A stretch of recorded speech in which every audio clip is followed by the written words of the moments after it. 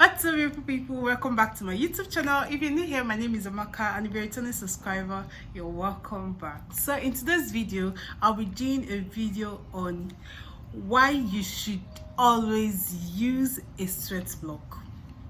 So guys, stay tuned and don't go anywhere.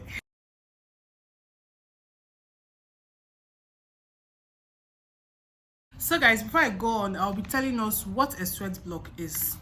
A sweat block is an antiperspirant that blocks your pores from producing sweat and oils to keep your makeup intact all day. Yes. So if you're that type that sweat a lot, just like I sweat a lot on my face. Yes. If you're the type that sweats a lot on your face, then this is the solution you've been looking for. Like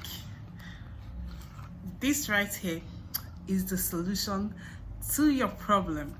So I think this video is actually recommended for makeup artists, for every makeup artist out there. Like if you always want your bridal makeup to look intact all day, or you want to make someone up and the person sweats a lot, a bride or just anybody, and you want the makeup to last, like stay all day, just like I said, then you need a sweat block.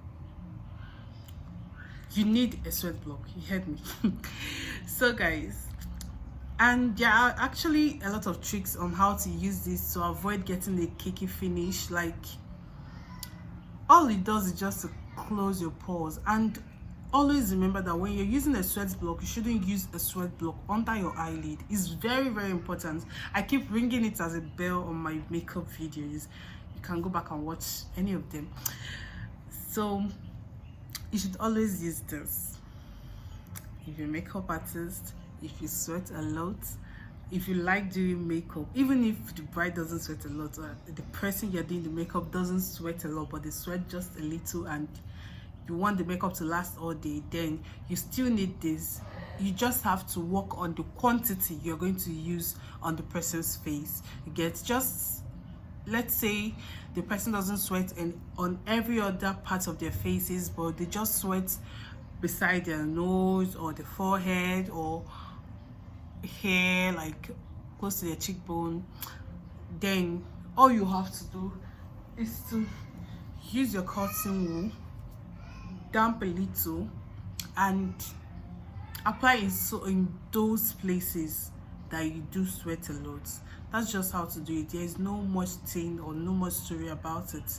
So if you just do it that way, allow it to dry then before you apply your makeup. Like if you have someone that sweats so much, I don't even think you need so much prepping. All the prepping you actually need is to use this sweat block to block all those areas. Then you can use a primer on the person's face before going over with your foundation. Allow it to just be like that, and the makeup will last all day.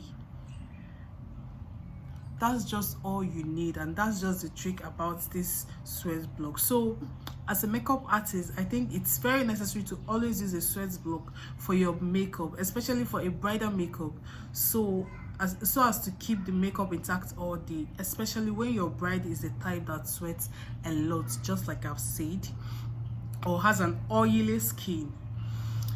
And mind you, there are tricks for using a sweat block if you don't want to end up with a cakey finish, just like what I'm saying. Just like using your wipes to apply a sweat block to reduce the strength. Let's say the person doesn't sweat so much, but you still have to use it, then you can use the wipes. You already know that wipes has a little water content in it. You can just press it out, like squeeze out the water, and then still use it to damp a little bit of your sweat block and apply on those places, those areas. It's just going to reduce the strength of the sweat block a little.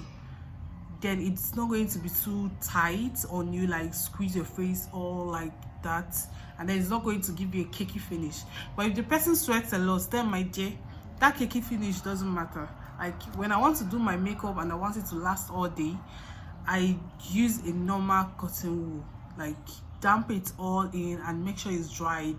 It's not going to give me a cakey finish because like you are practically going to still feel the sweat from the inside, so it's just going to leave your face on the normal.